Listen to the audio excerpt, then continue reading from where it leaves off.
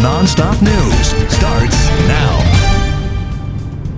A fifth case of the coronavirus now confirmed here in Cook County. The latest patient, a college junior in his 20s who returned from Italy showing symptoms. So he came here to Rush Hospital to be evaluated. Take a look at your screen. This is a photo of doctors in that patient's room. We're told the student was brought in through a special entrance for potential coronavirus patients here at Rush, where he was taken straight into isolation. He's being kept in a negative pressure room, meaning the air inside does not circulate back out onto the hospital floor. And doctors are also using tablets to keep in touch with other health experts, another way that they're working while also mitigating risk. I'm live outside Rush Hospital this morning. Eric Cox, CBS 2 News. 6:52 right now this morning. We are getting a firsthand look inside the call center for the state's coronavirus hotline. It's a bolstered version of the state's existing poison center line. Public Health Line, can I help you?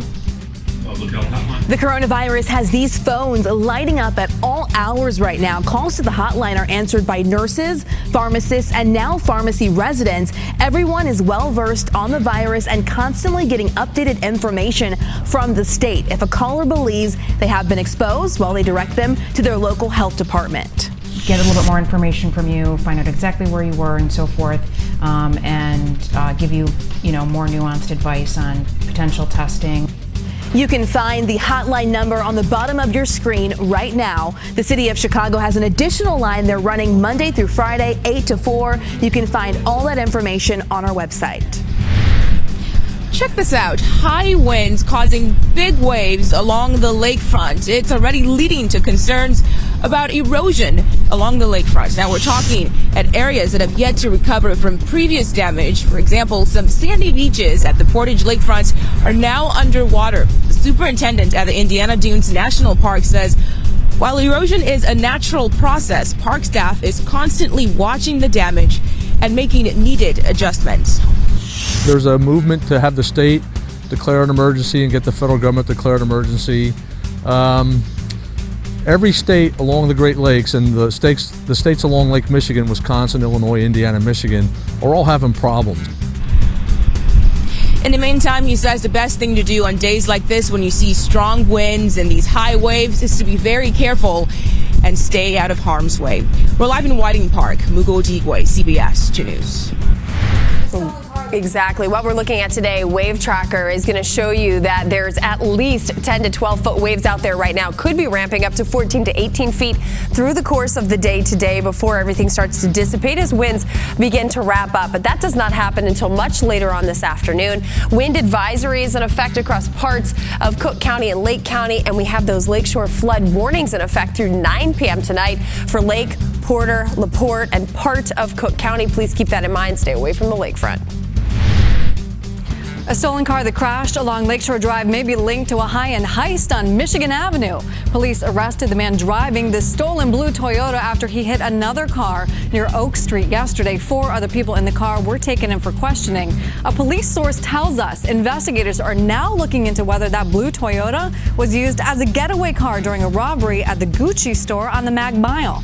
The man now charged in a fatal stabbing outside a Westtown bar will remain in jail, at least for now. A judge ordered 30-year-old Thomas Tansey held without bail. He's charged with first-degree murder in the stabbing death of 23-year-old Kenny Pederimos. Witnesses say Tansey was thrown out of the Richards bar for calling the victim homophobic slurs, then returning and attacking Pederimos. Tansey was questioned hours after the killing, but released after claiming self-defense. Now, prosecutors are searching singer R. Kelly's computers and other electronics. They were seized from his suburban storage unit. They're gonna get all the computers. They're gonna go through them. They're gonna find a lot of music. Maybe they'll release an album. Who knows? Right now, you're looking at video of the singer from an earlier court date. Yesterday, he pleaded not guilty to new sex abuse accusations. The updated charges add a new accuser. The judge delayed Kelly's trial date until October 13th. Neighbors and police in the western burbs are on the watch for a burglary crew. Surveillance video captured the group driving an SUV in LaGrange. 4 guys were spotted checking for unlocked vehicles. At one point, they go into a garage, and they only left when the homeowner woke up. Neighbors fear the crew may be trying to come into homes next. When this happens repeatedly in your neighborhood, you start to feel this sense of like, am I safe? Why is this happening? Police are telling neighbors the crew is believed to be teenagers. They're reminding everyone to remain alert, lock your house and your car doors. Neighbors on the near north side are fed up with these massive crowds, public drinking and so-called crib parties, and they blame the city. Night after night, crowds like these left homes like this one in Old Town after police showed up. The loud late-night parties continued, though, and the neighbors felt helpless. Well, you have 60, 70, 80 people that are marching in and out of the building at all hours, and they're urinating off the building onto my neighbor's building. These neighbors argue Chicago's current home sharing ordinance doesn't have an easy way to deal with problem hosts, and if those homes are taken off Airbnb or HomeAway, they sometimes end up on Booking.com, and that is one of several sites that doesn't have to pay vacation rental and home sharing surcharges to the city. The city tells CBS 2 they are working closely with those websites to bring them into existing regulations. We're at the Live Center here. Dogs and cats from Tennessee are settling into Paws Chicago shelter, looking at the new arrivals right now. Just cuties. They were brought in earlier this morning. We were there as volunteers unloaded vans with pets from Nashville shelters that were damaged or just too full. Take a look at this video here. Tornadoes then ripped through Tennessee earlier this week. Paws Chicago says after its volunteers' help, Nashville shelters will now have more room to help pets that need it. Thankfully, we got these dogs and cats that were in the shelter prior to the storm, or some that were unfortunately given up by their owners who just simply lost everything and could no longer care for them. Some of the cats and dogs will be available for foster, others will be up for adoption.